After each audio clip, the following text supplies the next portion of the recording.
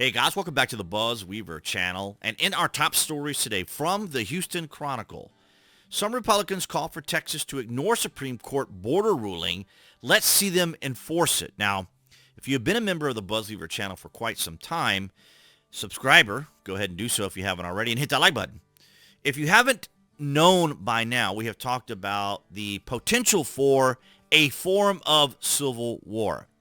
I've not gone into depth about it, but other commentators, professors, analysts, experts, pundits, authors, professors have talked about the potential for a civil war, a fifth dimensional type battle that is currently going on in our country. And we see it politically each day, particularly for me on social media, as people go back and forth over ideologies, philosophies, and worldviews.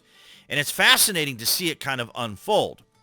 After the Supreme Court on Monday declared the way for federal agents to remove Texas-owned razor wire along the Rio Grande, some conservative lawmakers and commentators suggested a drastic response from the state defy the court's ruling. The 5-4 decision allows Border Patrol to cut or move the miles of razor wire deployed under Governor Greg Abbott's border crackdown.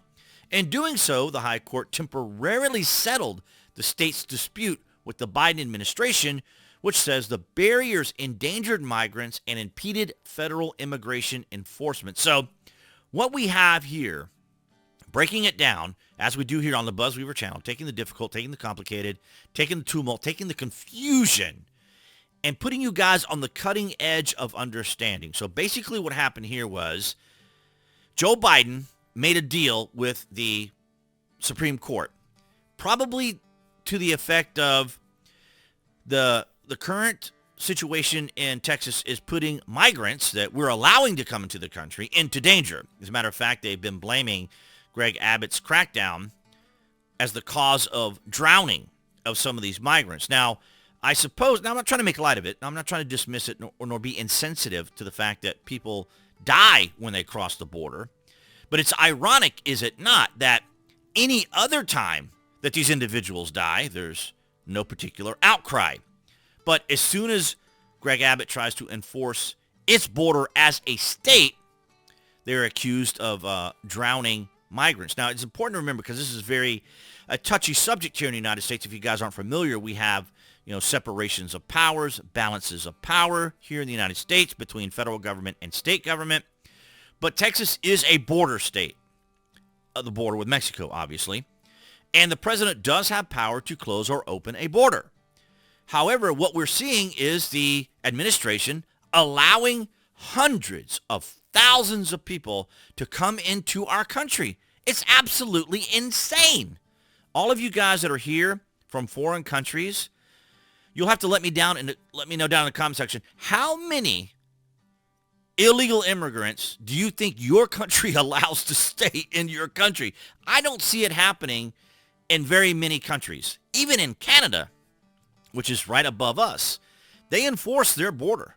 I know the UK, and I know Europe, many of the European countries, Japan, the Asian countries, they are on it when it comes to their borders. And if you overstay your visas, or you come in I don't even know if you'd be able to even get into Japan illegally, or Asia, or even parts of Europe. Maybe in parts of Europe you might be able to sneak in, but the United States is one of the few countries in the world that allows an extraordinary amount of people to come crossing into our border. And that's a whole other topic when it comes to why the Democrats are allowing it to happen, because we have a lot of different reasons why, when it comes to districting and electing officials and getting representation by counties and cities and others, because it's based upon population.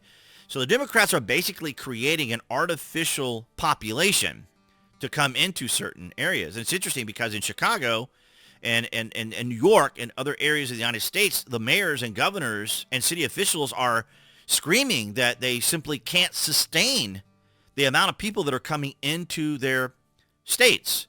And it's ironic because they don't seem to have that concern about what's actually happening in Texas. And what's fascinating is I want to share this clip with you guys right here. Why are you guys making it easier for people to enter the country illegally? I don't believe we are. Why do you think we are? Well, you guys sued to cut razor wire.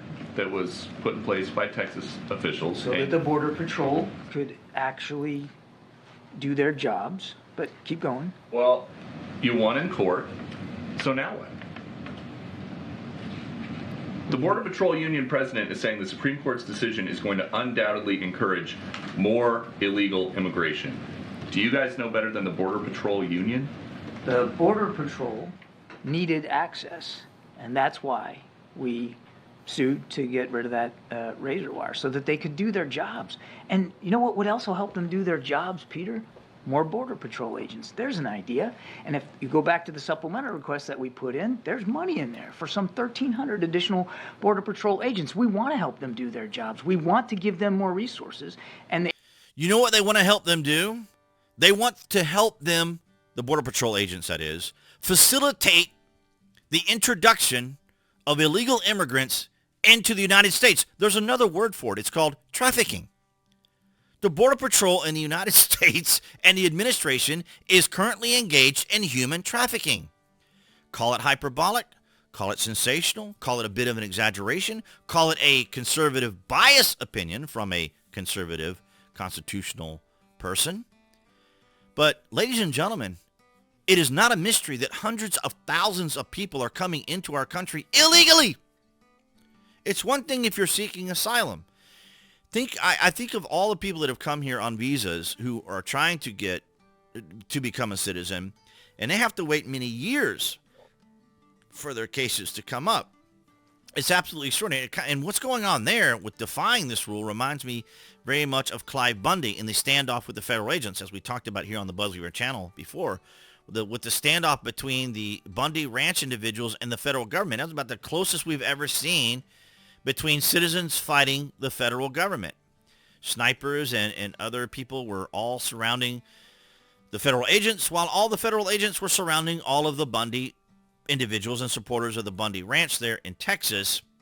And here we are in 2024, where we see, and we're going to go to CNN's polling here, Trump's lead over Haley widens to double digits in New Hampshire. The significance of this cannot be overstated. Donald Trump is going to win tonight in double digits, and Haley should leave the race. Now, I don't know whether she's going to stay or not. If she stays, then she probably believes that the Democrats and the establishment are going to help her out. Because if Donald Trump wins with a double-digit lead, they have to funnel the money to someone, and it's going to have to be Trump.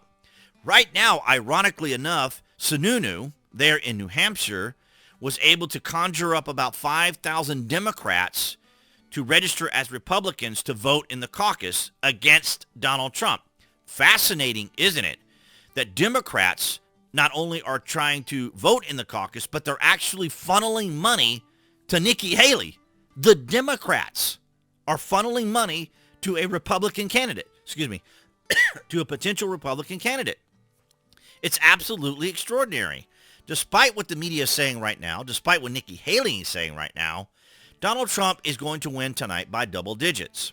And this is going to be, as I have said to you guys, this moment, this pivotal moment tonight in the United States is going to trigger something in our country. I don't know what that's going to be.